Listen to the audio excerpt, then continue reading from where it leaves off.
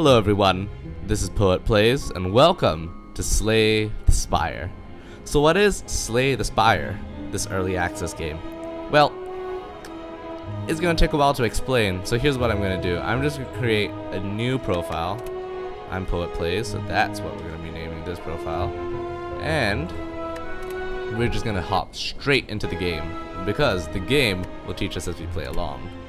Now all of us will be starting right from the same place, right at the same place. I can't speak today.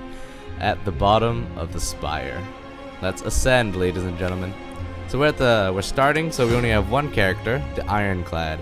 The remaining soldier of the Ironclads sold his soul to harness demonic energies.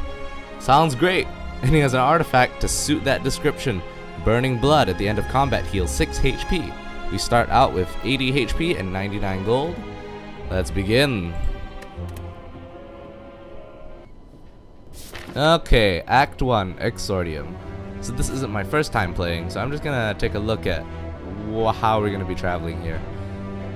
Okay, so it looks like we're defeating one of the bosses of the level, Act 1 level. I think this is the robot with the spike, the bronze scales. So he's cool, it's not too bad. I think we're gonna take this path because we got some good unknown, so we can get events from this, and that might give us bonuses and stuff like that. And we can always we have options, right? We can go and fight an elite if we think we are elite boss. If we think we're ready for that, we can just go to a rest site if we need to, or we can go shopping, which is great. And we can do that in any order. So I think that's a good route to take, so we're gonna start here. Okay, so defeat enemies by playing cards from your hand. Cards require energy to play, and once you are out, you end your turn. At the start of your turn, new cards are drawn and your energy is replenished. Play defensive cards to gain block when enemies are about to attack you. Block reduces incoming attack damage, but wears off at the start of your next turn. Okay. During your turn, you can observe an enemy's intent above them, and if an enemy is intent on attacking you, be sure to gain some block. Okay, I just clicked we're ready, but I have no idea whether we're ready or not. Okay, so these guys are louse. They curl up, upon receiving attack damage, rolls up and gains 7 block. Well, that's not great.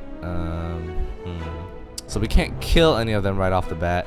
We could bash one. I'm feeling we're gonna bash the one that's gonna do more, or at least has more HP, and then we're gonna do the block. This is not great. We're gonna take, I can't calculate, we're gonna take 8 damage. It's not great, but not bad either, and we're gonna be killing this louse in the next turn. So that's fantastic. So he's dead. We're gonna get a jump start on this louse, and hopefully this block wears off by the next turn, which it does, and now he's completely vulnerable. So I think that encounter went okay. Tip: no more cards. If there are no more cards to draw, your discard pile is shuffled into the draw pile. Alright. Got 10 cards to start out with, and you're just dead. You're just dead.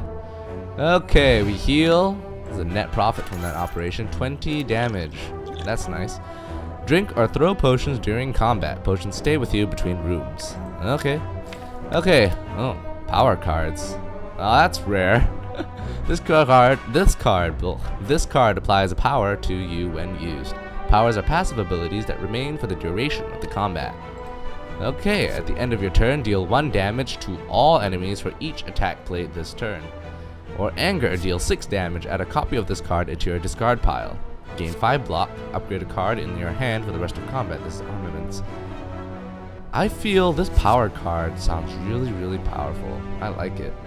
Anger is nice, but I feel you gotta stack it up, because our basic strikes also do 6 damage. And so anger costs 0 energy, which is great, but you have to cycle through your deck really, really quickly, right? Because it goes into your discard pile, then a discard pile gets cycled into our deck. So I feel we're gonna go with fire breathing, because that's cool. Armaments are great, especially when you upgrade it, because once you upgrade it, it will upgrade all cards in your hand for the rest of combat, which is amazing. But it's not that fantastic. Like, if we could get rid of defense and replace them from armaments, I would totally take this. But we don't have fantastic cards right now, so I'm gonna take fire breathing. That sounds great. So let's go.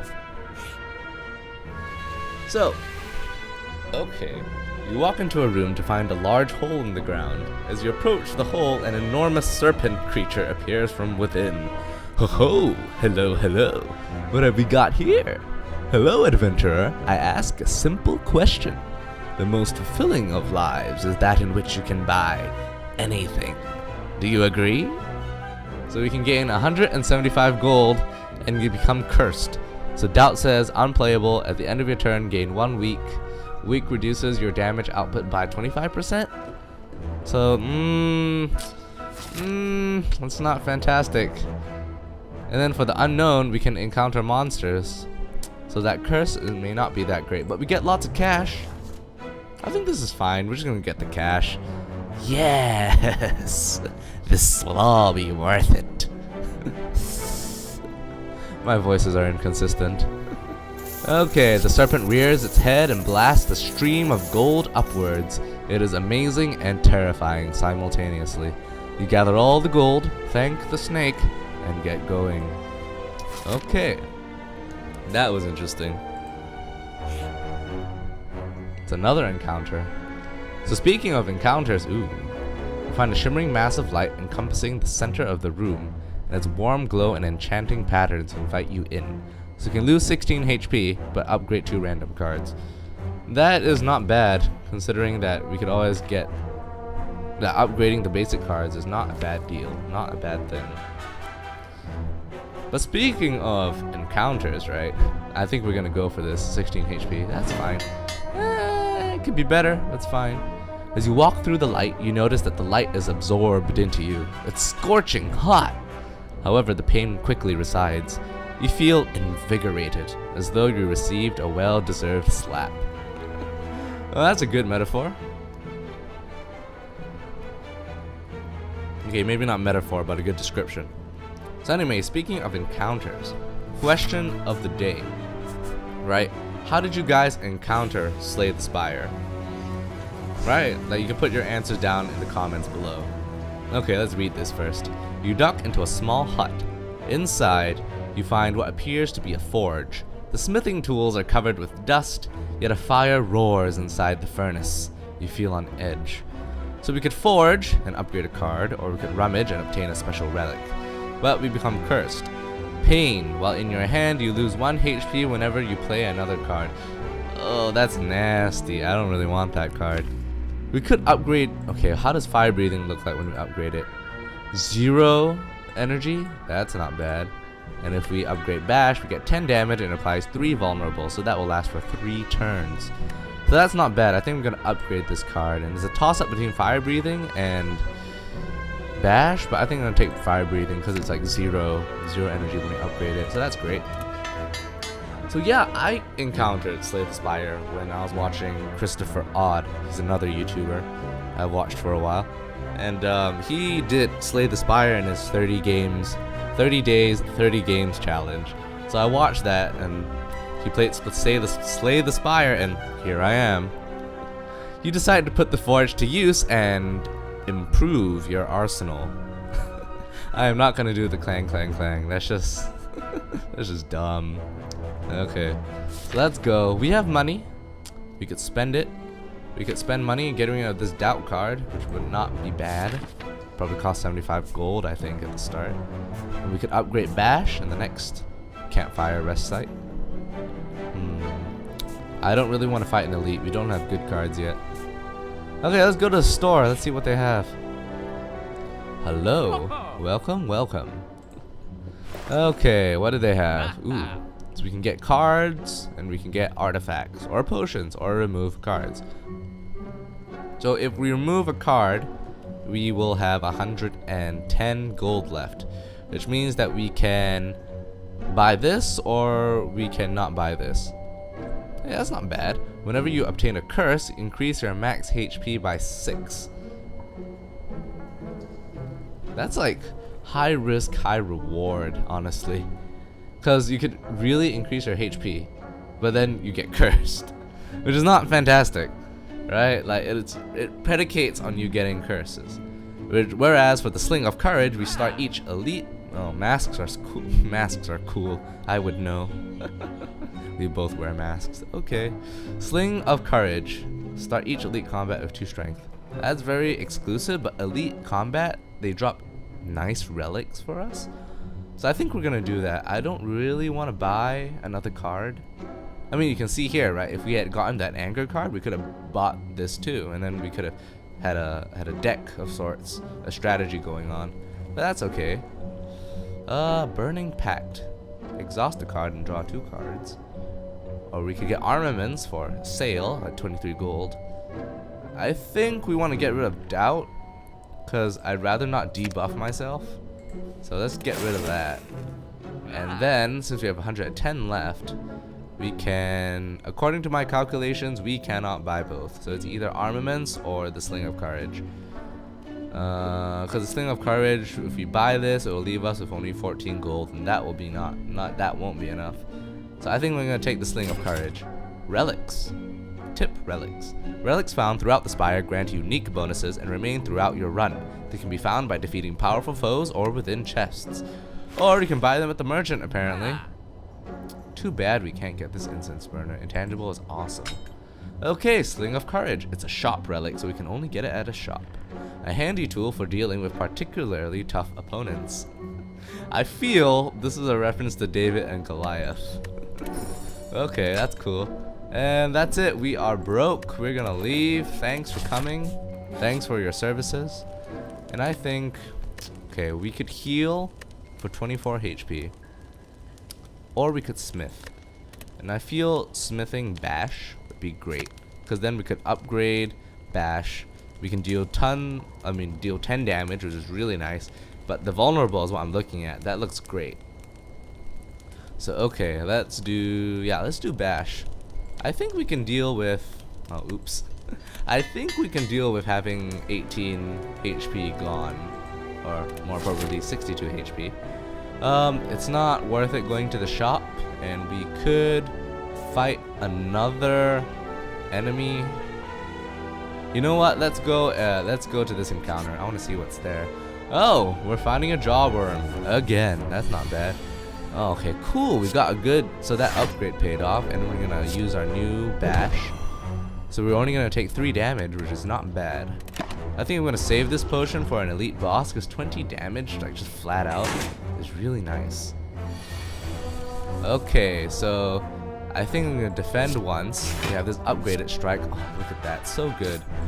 So good when you apply vulnerable to these guys. And there we go. We're gonna take 2 damage, but that's a pretty good deal, I must say. Plus it ends for like an extra turn. Ooh. This is why we upgraded this. So this is, at the end of the turn, deal 1 damage to all enemies for each attack played. Okay. So we're just gonna die right off the bat. We didn't even need it. And that's good, so we healed, so that's a net profit. And we can get more stuff. So we can draw 3 cards and cannot draw additional cards this turn. Or we can get anger. And I'm seeing all these anger cards, and I'm just like, wish we could have gotten 3 anger cards at this point, but oh well, we've made our bed, we're gonna lie in it. Okay, apply 3 weak and vulnerable to all enemies. Exhaust. Problem is that it costs 2 energy, and we only have 3. We can do a battle trance, which is not bad if we wanted to like try for fire breathing if we don't have it.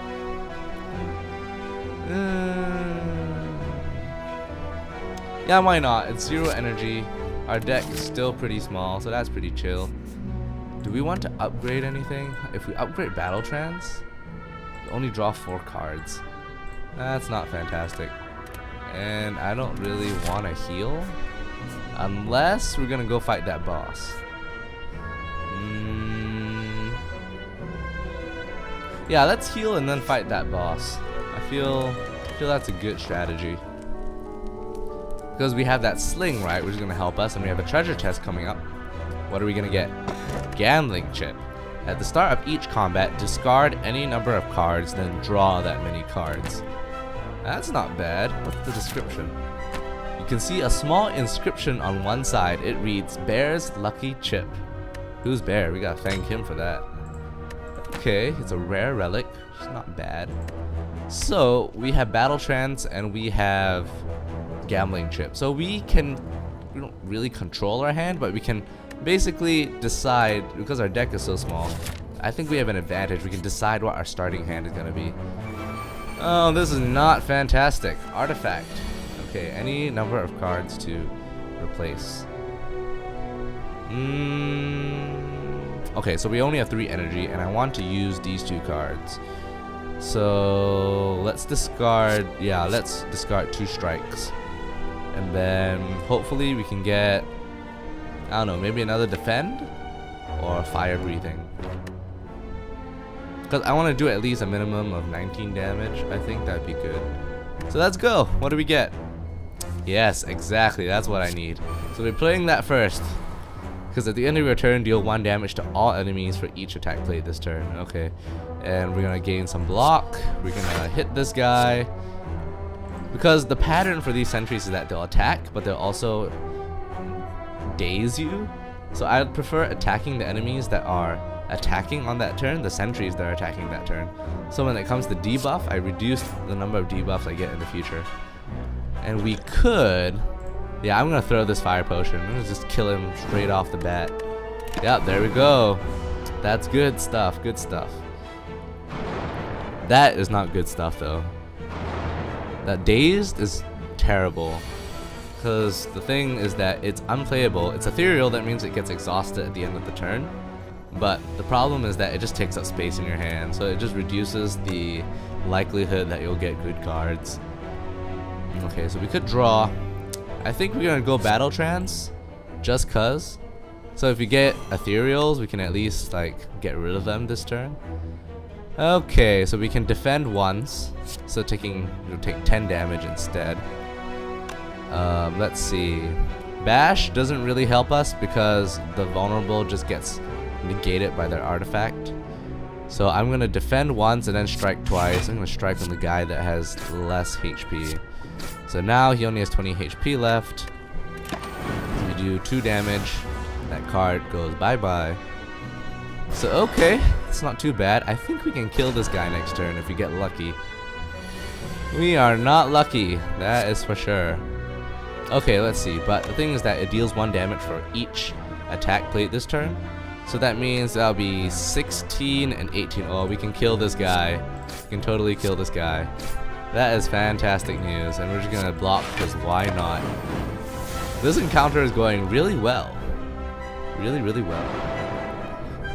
Yeah, like, cause this encounter, like with these sentries, they're terrible because the longer you play, the worse it is for you because your deck gets filled with ethereals, like dazed cards, and they just reduce the chance of you getting a good hand.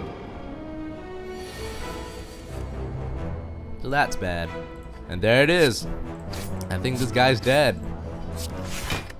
Yes, my calculations are correct. Okay, what do we get? Calipers. At the start of your turn, lose 15 block rather than all your block. Okay. And a steroid potion. Gain 5 strength. At the end of your turn, lose 5 strength. That's a pretty good description for steroids if I ever saw one. Okay, 15 block. Okay, what do calipers do at the first time? Mechanical precision leads to greatness. The architect. Do you suppose that he's the guy who built the spire? Okay, calipers. Lose 15 block rather than all your block. I'm like, this is so exclusive. It's like, example, if we had 30 block, and then the enemy only dealt, say, 10 damage, so we have 20 block, and then we'd lose 15, and then we have 5 remaining. But this is like so exclusive. I mean, there are cards that give you really, really high block, but not really. Okay, wounds are unplayable status cards. That is true. And then we can gain 15 block. Or we could War Cry, draw 1 card and put a card from the hand on the top of your draw pile. Not so great. Especially if we play Battle Trance. Let's see. Or we could do Pommel Strike. Deal 9 damage, draw a card. Which is not bad. I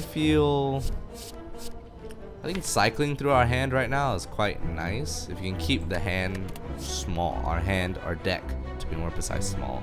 Plus the damage is great, so I'm gonna take Pommel Strike. We don't really have a lot of cash, so let's just fight another enemy. Ooh, it's a cultist.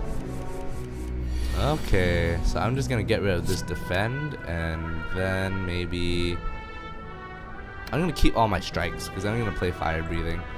So yeah, I'm not really gambling. Hey, another strike. That is not fantastic, to be honest. Watch us get all blocks in our next hand. So let's see, he's gonna deal, so we dealt 12 plus 9, 21, 21 plus 3, 24 damage. That is not bad. I'm just gonna save the steroid potion, like I'm not gonna waste it on this guy. So yeah. You do not belong here. Why? Why do we not belong here? What's up? Why do you think we not belong here? I mean, the whole point is Slay the Spire, so we're supposed to slay the Spire. And he's a cultist, and he's a cultist of something. Maybe he doesn't want us to slay the Spire, you know? Okay, let's see. Can we kill this guy? 9 damage, 13 damage. Yeah, we can kill this guy. No problem. Bye-bye. Okay, and Narak to full HP. Like, this is the great thing about Burning Blood. It's like, if you win encounters, you just get HP back. It's amazing. Ooh, Inflame is nice. Good power. Rampage, deal 8 damage. Increase this card's damage by 5 this combat. So this card is good if we keep cycling through our deck really quickly and playing it over and over and over. We saw Burning Pact. This guy, you know, the description did say he sold his soul for demonic powers. And that is absolutely true. Inflame, I feel we should go for Inflame because we should, like, having just more strength is great. Like, it'll boost our attack damage. Like, 1 strength is just 1 additional attack damage to all our attacks, which is great. That would stack well with the steroid potion if we manage to synergize it. I think we're gonna take Inflame. Yeah, I think that's a little better.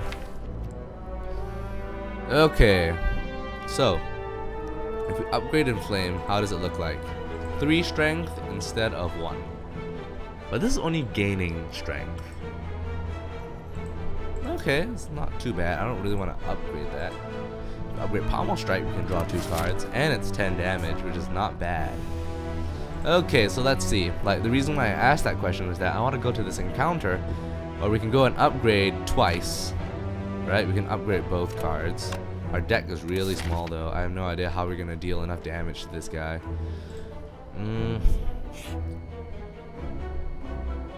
Well, who knows? Let's just go. I feel this makes it more ooh, mushrooms. You enter a corridor full of hypnotizing colored mushrooms.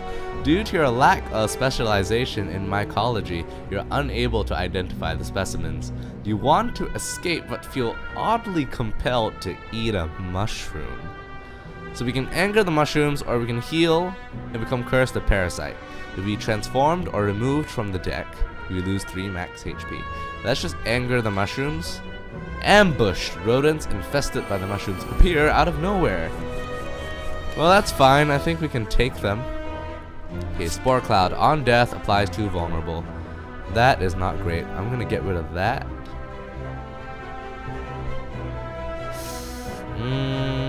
The strike is good, but the Pommel Strike is also good. I mean, it's like drawing an additional card, so we could get rid of this and then draw 2 cards effectively without wasting any energy. Or we could do this, right? Draw 2 cards, then draw a 3rd card. And we'd still be doing 9 damage. Yeah, let's do that, because I'm going to keep this defend, because 8 block, and he's about to attack for 6.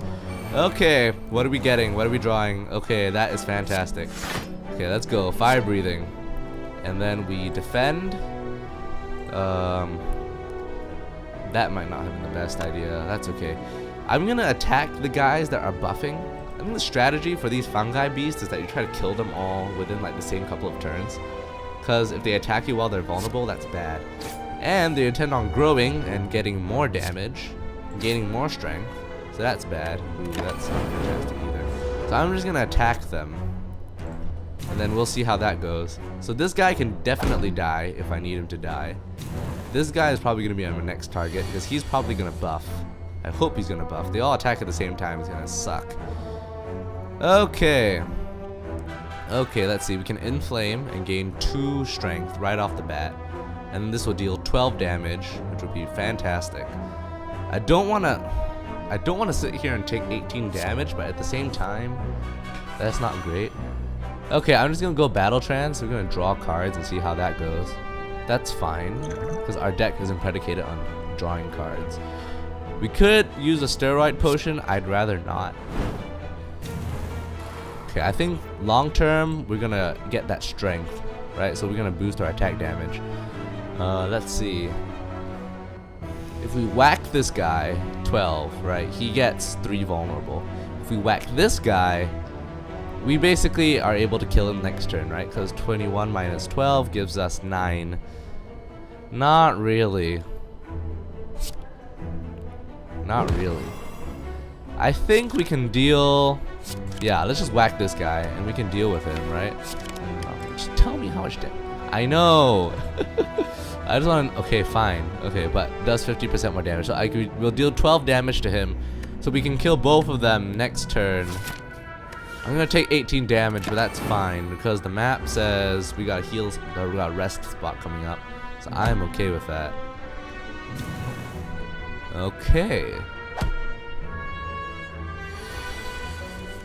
Whack. Alright, alright. Okay, perfect. Perfect. You're gonna die. We're gonna take a lot of damage though, because we got a bit hit by vulnerable.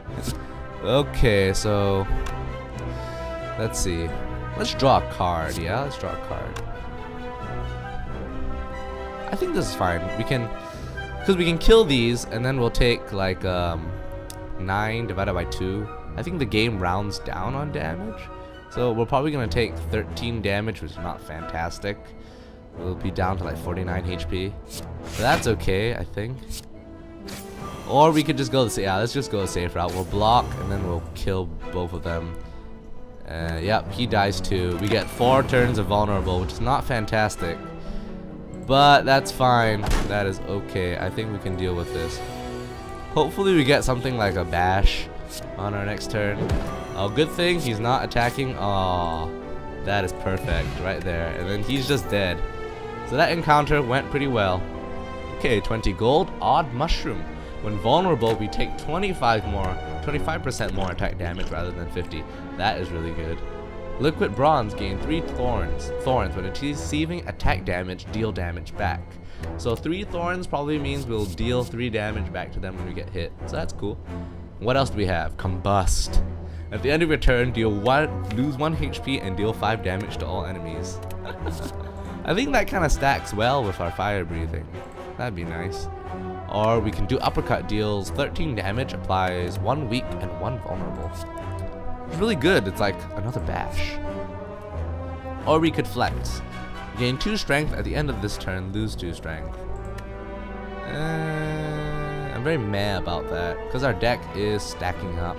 I mean, it kind of stacks well with fire breathing. Not fire breathing. I mean, it stacks well with inflame and the vulnerable. But it's like basically steroid, except just 2 strength. I feel uppercut is nice though, because yeah, look at that. It's like 13 damage. It's like bash. Let's take uppercut. I think it's okay. And then yeah, let's go to a rest site, because we could either upgrade there. I mean, we can, as long as it goes well, because there's always a rest site before the boss. I think we'll go to the rest site and upgrade our cards. Yep. And a rest site is a rest site, right? So we're gonna take a break here. Thank you guys so much for watching. It means a lot to me watching my first episode of Slay the Spire. My name is Poet Plays, and until next time, stay safe.